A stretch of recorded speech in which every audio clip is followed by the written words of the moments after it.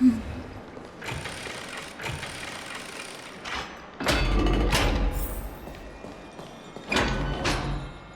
friend! Is the debate finally over? Did you win?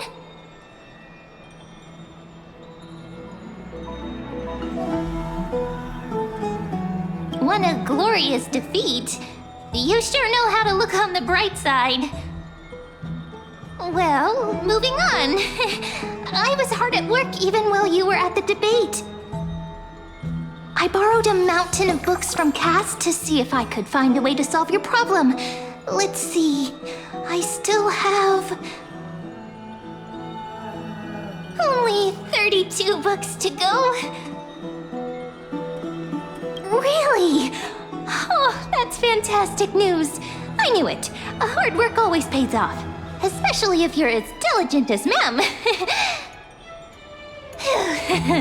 I feel like a huge burden has finally been lifted off my shoulders. Why are my eyelids so heavy all of a sudden? Oh, you're right. Then I'll go back to...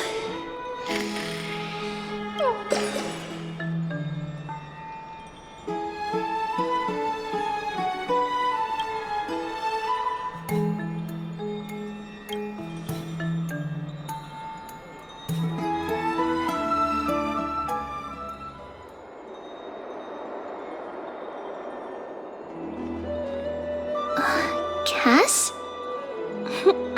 What a surprise. Lady Treeby. Is something troubling you? I just wanted to speak to Lady Trian for a bit before I set off. No matter how breathtakingly beautiful Styxia once was, the place is now the domain of the departed. There is no telling what we'll encounter there. I don't want to have any regrets. Has anyone told you that your eyes are sparkling today? Is that a figure of speech? In the past, when you did smile once in a while, all of us could see that your heart remained troubled even as you smiled. Lady Treeby, you know perfectly well that see you tomorrow is nothing but a white lie. I hope your toughness is not a mask hiding a lonely heart. Cass, you hardly ever talked of your past. None of us knows what you went through, apart from Maggie. But we know it must have been filled with pain and hardships, as it is the fate every Chrysosaur is destined to live out. We are just happy for you that the core flame you're meant to inherit has finally surfaced. Isn't it a little too soon to say that? But you already know where tomorrow is, don't you? There's no need to rely on anyone else. Just give it your all and leave no regrets. We have always believed that your embrace is just as warm as everyone else's. Because we embrace others to comfort them. And Cass, you're the kindest Chrysosaur we know. Thank you, Lady Treeby. This feeling... it's hard to put into words. I suddenly found myself with so many wishes. So much I want to accomplish before setting off. Then go do it, Cass. Trian was actually working on a surprise gift for you. It's a pity she didn't get to finish it. But now Trinan and I are working on it, and we'll make sure to give it to you. So, let's meet back here when you return from Styxia. Safe travels. See you tomorrow!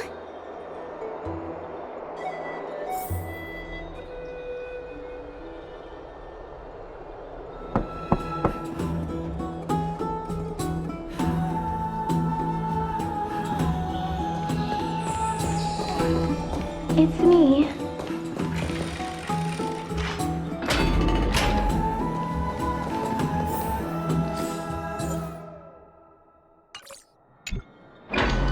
I hope I didn't wake you.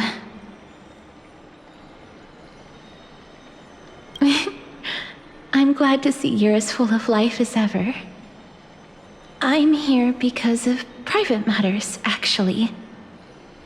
If it isn't too much to ask, I'd really like it if you could come along with me to retrieve something.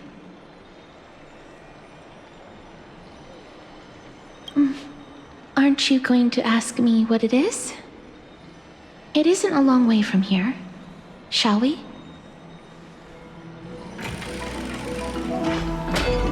I'd love to go in and take a look. Have you heard? Seems like all the rooms are full.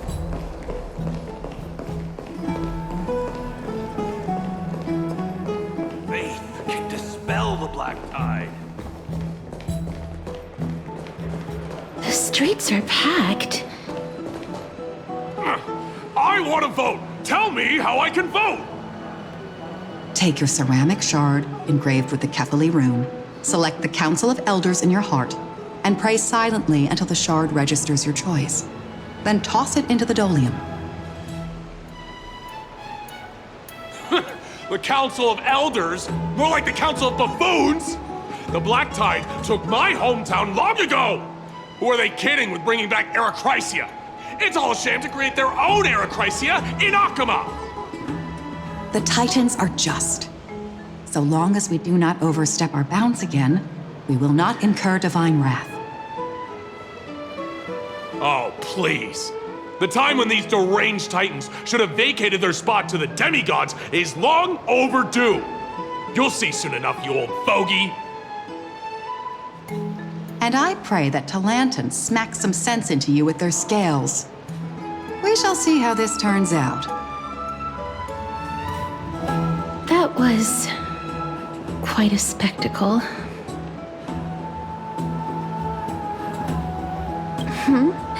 You're interested in that? Well, you'll feel right at home in Akama then. To this day, I still find it almost unreal that Akama is the only place illuminated by light amidst the crumbling ruins of Amphoreus. And its people are even holding votes to reconcile differing opinions. This peaceful sight is making me forget that this is the end times.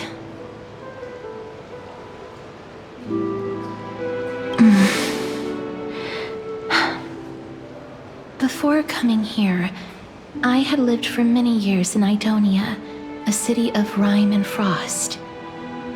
The people there were devotees of Thanatos, and were well known for their unique burial rites and traditions. Traditions that I played a major role in.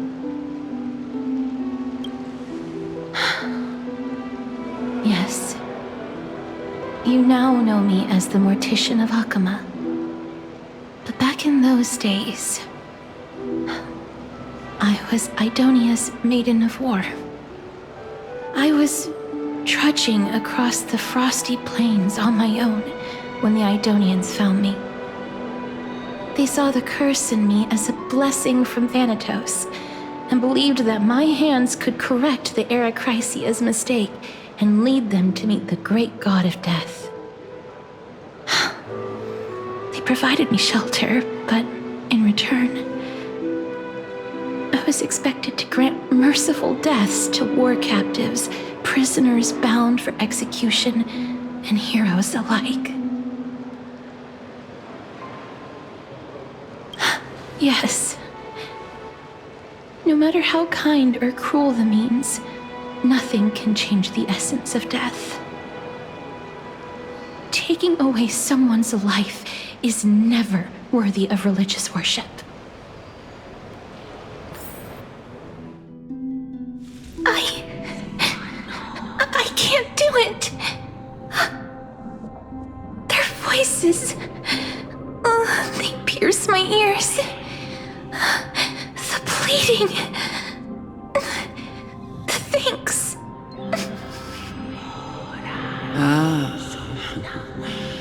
I know that feeling, child. I was once as lost as you are now. But you must respect those walking towards death. Just like how you should respect yourself as the Holy Maiden granting humans glory and liberation. What you're asking me to do is no better than the task of an executioner. And yet you want me to respect myself. No matter the titles, I am still taking away human lives. This won't be the first time that Edonia's fanatical nether warriors have faced death. On the contrary, recruits new to the battlefield often run away from their first fight. Death is the mightiest and gravest power in this world. The fact that you can wield it means you are deserving of respect. That's such a twisted reason. Then let me tell you a story. In Idonia, the great swords commonly used by executioners are called Draconian, in memory of Drakon, an elderly executioner. The sword has 3 air holes along its body. If the sword is swung down swiftly and accurately, the holes would make no sound, and the executed would also depart this world quickly and painlessly. But should the executioner have any hesitation, the holes would produce a piercing whistle. On that cue, the screams of the executed are sure to follow. Every executioner after Drakon is to hone their sword skills every day in preparation of future executions. Every swing of their blade must be more resolute than the last, for failing to do so will bring pain. Pain for the dying, as well as pain for themselves. No. I can never get used to this. You misunderstand, child. I am not telling you to get used to it. I'm asking you to consider the source of the dead's suffering and use that knowledge to fortify your future touches with more and more determination. Go, walk with the dead and love them as you love life. Then you'll no longer hear those noises.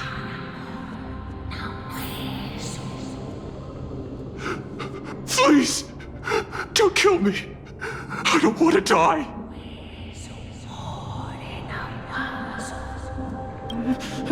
No!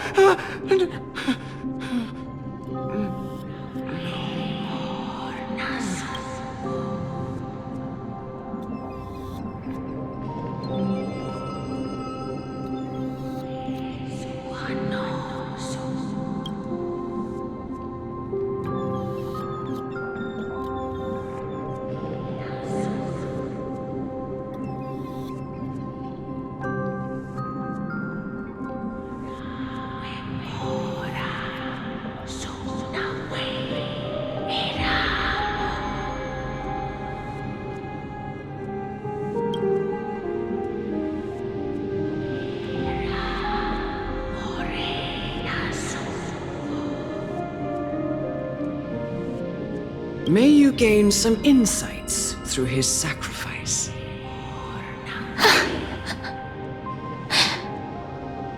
Is this all? No. Come with me. This is just the beginning of your life as the Maiden of War. You executioner!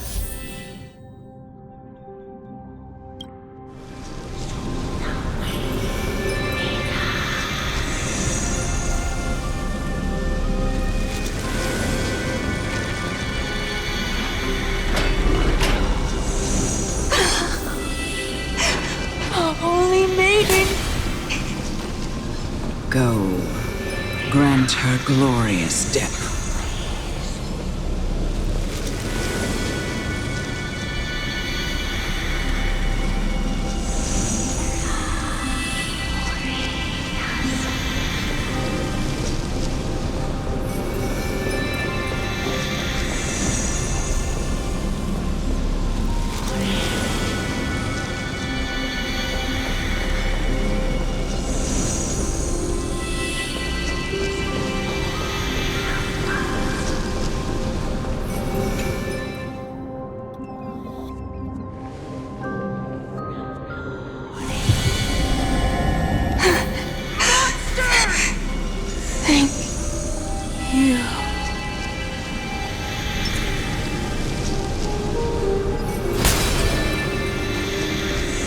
Do it then, Executioner.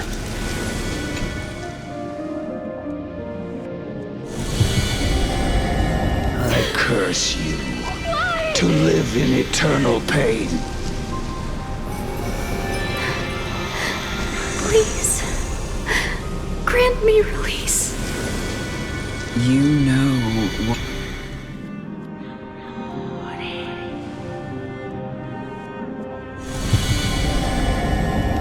When will this ever end?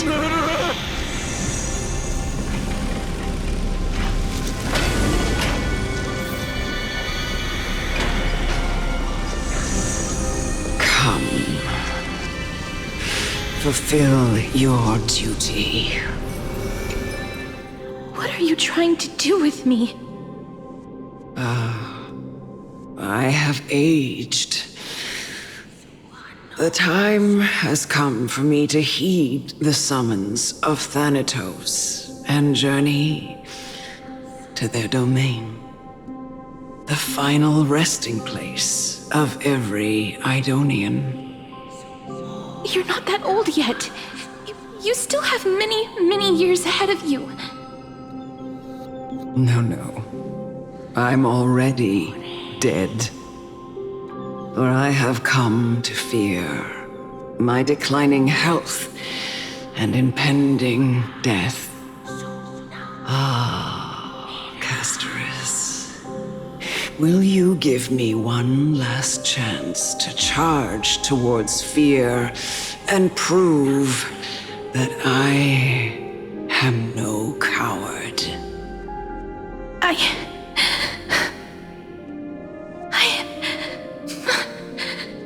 can't take this anymore! Child, it was I who brought you here from the frosty plains and set your farcical fate in motion. It was also I, Chief Executioner of Idonia, who forced the heavy duty of executing others onto you. I've always known that you have doubts and even anger about my faith and about me. I never had a choice. Indeed. We essentially abducted you. Yet you can end any sinful life with just a touch of your fingers. Shouldn't it be easy for you to escape from here? I'll never do that. It doesn't matter how lightly the Idonians take death, or how readily they accept it. I simply can't do it. I knew I was right about you.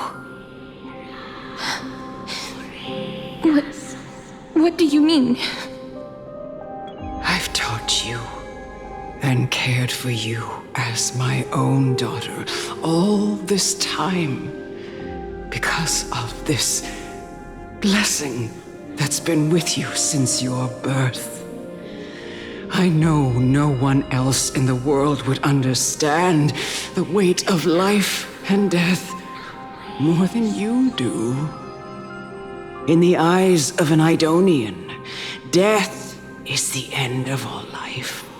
A destination we will all eventually reach. Humans should not resist it, but learn how to face it.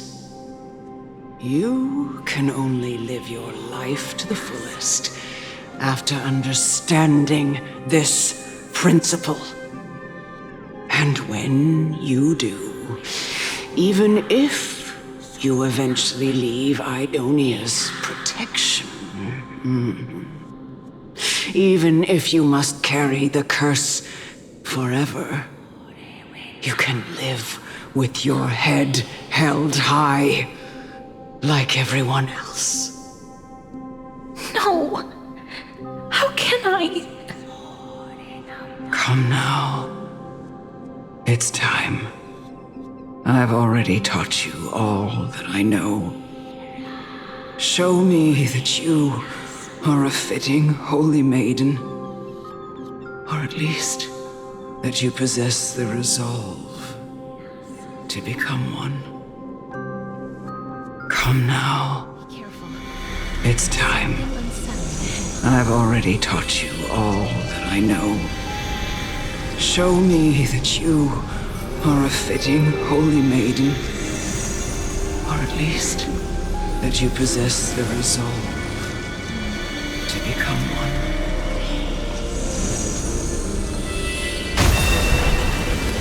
Emerge from your cocoon!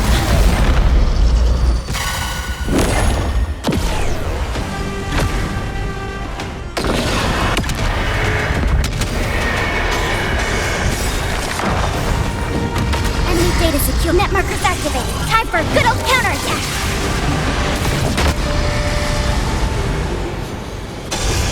Commencing support.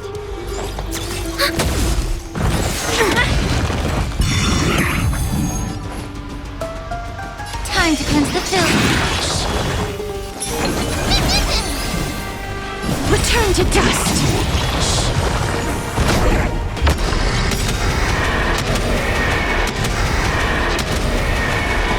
May death protect us!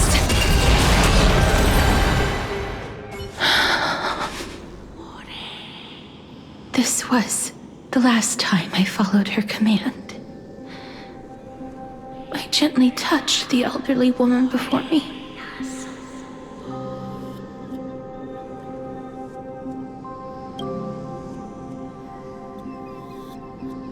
The executioner, who had seen too much death, died the same way as everyone else. I gasped for air, a wistful look in her eyes, and a barely perceptible tremor in her fingertips. Elder Amunet, the person who tried to teach me about death, ultimately vanished like dew in the morning mist. She spent her life embodying the beliefs of the Idonians, and when death finally came, she embraced it exactly as their doctrine had taught. I have nothing but respect for her. I erected a cenotaph in her honor in the marshes outside Idonia's city walls with the others I had laid to rest. Then, I set out once more in search of Thanatos. It was a long, long journey. I heard so many discussions about death along the way. Life finds meaning in death. The world improves because there is an end. It seems the most terrible darkness in this world. Everyone talks about its heavy weight. Some resist it, some worship it, and some even revere it. How did a disappeared titan become the deepest fear of humankind? And why do they haunt my dreams? I continued my travels to seek an answer. Initially, I was running away.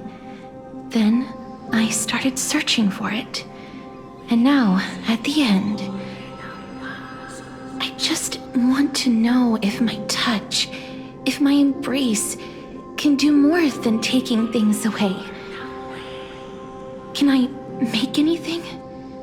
Can I leave anything behind? I don't want to die. Please, I'm begging you, just let me go. I don't want to die, please. I don't want mercy like this. Just let me go. I need it. I don't...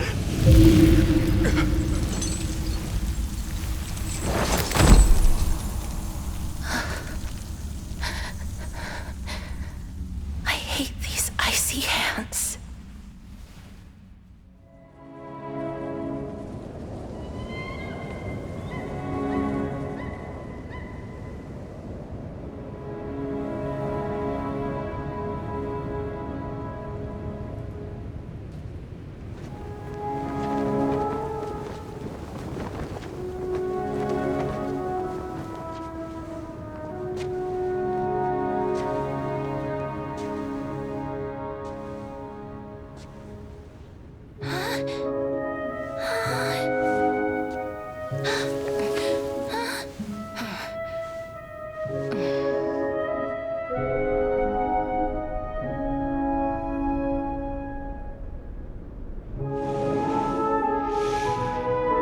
Get it over with. End its suffering.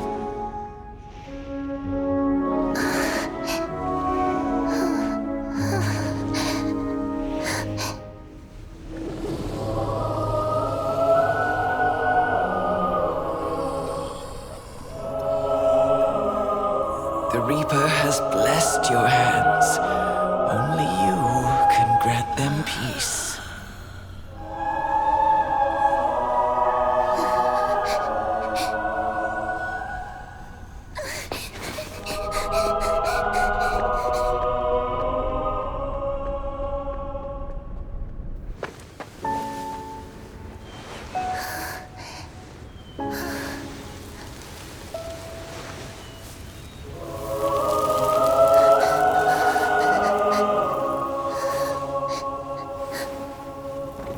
Embrace death.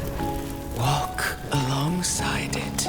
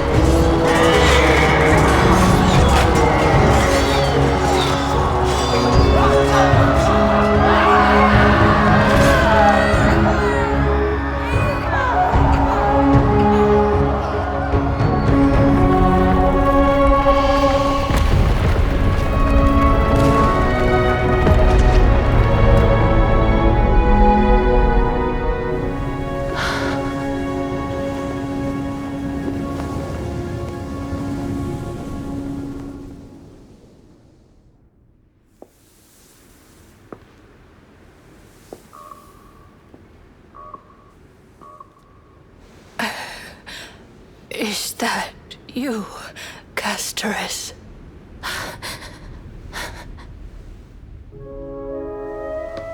All of them have gone, heeding death's summon, crossing into their domain. I must go too. I don't fear it, just I have some regrets. watching people leave this world again and again. It must be lonely for you. You must want to desperately embrace them before they go. I can't. These hands, they're too cold.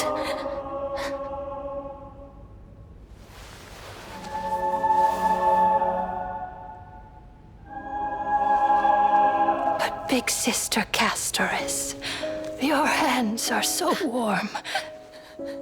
Just like anyone else's. So go on. Don't hold back. Give me a warm hug.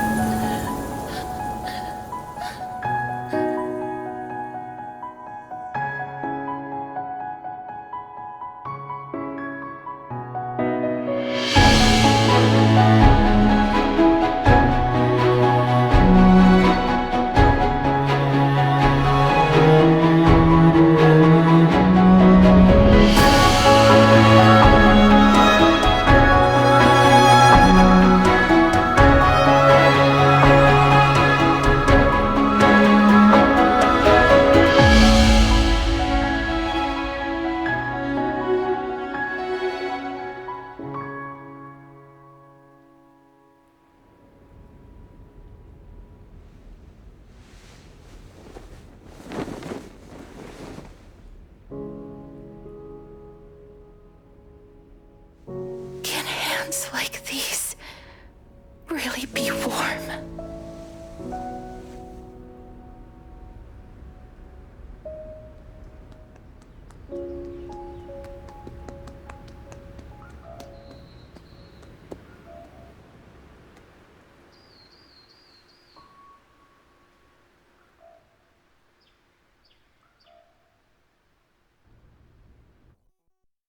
On the day that Orynyx's trial ended, you must have had many questions. I felt just as confused. Why, as someone from beyond the sky, were you so cruelly dragged into Amphoreus' fate? I wished I could take action, but no matter how hard I try, I cannot simply interact with the living as ordinary people do. Even when we brushed against each other unintentionally in the grove, and it was obvious that nothing had happened. When an almost unattainable hope finally welled up in my heart. When I thought that perhaps my touch would no longer bring sorrow, fate declared to me, it wasn't that the curse of death had finally been lifted, but that your soul no longer belonged to this world.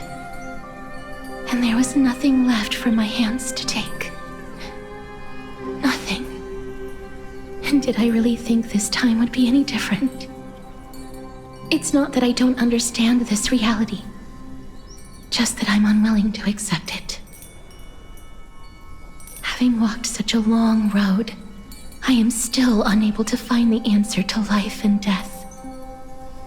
I am resigned to eternal despair. Anything I wish to hold on to, death will inevitably wrest from my grasp. From that moment on, I lacked the courage to confirm it again. Until Orynyx laid bare the cruel truth before us.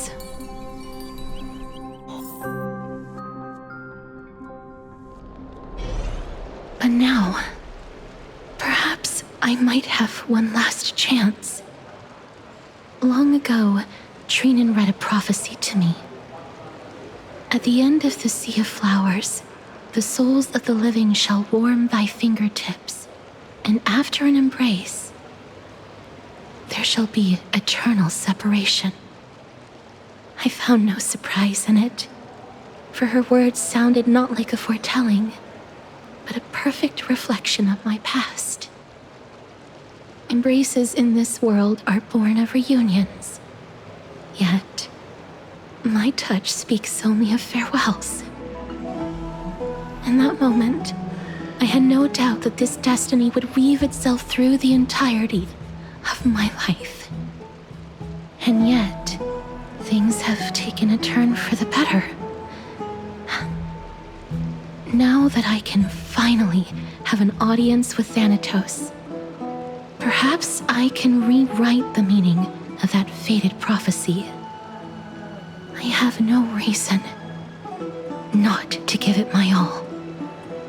For your sake, and for my own. With that, I won't have any regrets.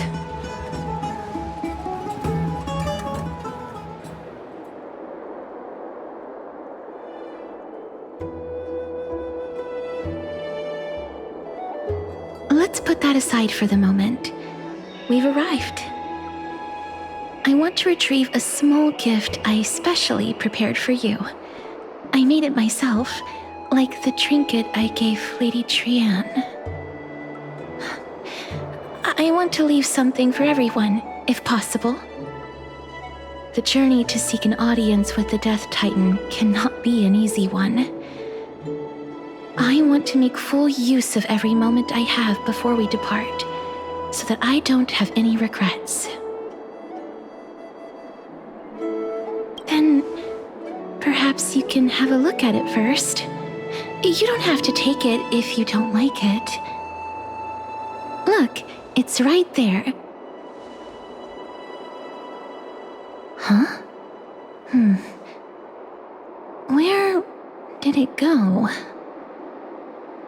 What's going on?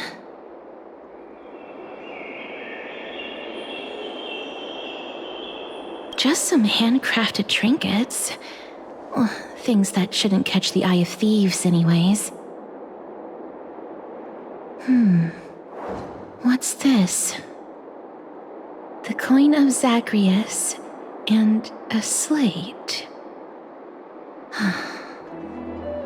So it's her. It's Lady Cypher, the demigod of Zagreus whom Lady Aglaia had spoken of. She's a master thief who's left legendary tales all over Amphoreus. So many years have passed, yet she's still announcing herself in such a crass manner. Let's just do as the slate says and look for Lady Cypher.